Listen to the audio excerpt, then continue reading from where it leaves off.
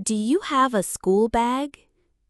Yes, I have a blue school bag. I use it every day for school. What do you usually put in your school bag?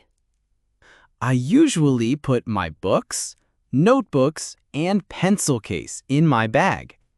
Which school item do you use the most? I use my pencil the most because I write every day.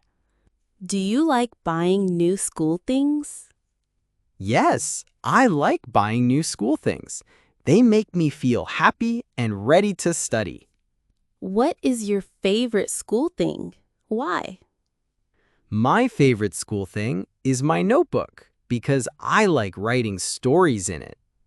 Do you share your school things with friends?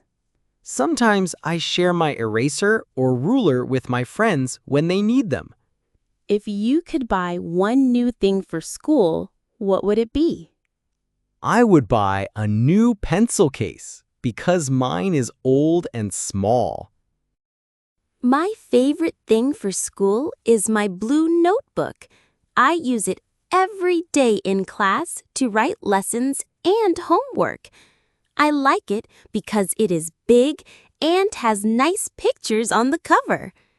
I also write short stories in it when I have free time. It is important because it helps me learn better.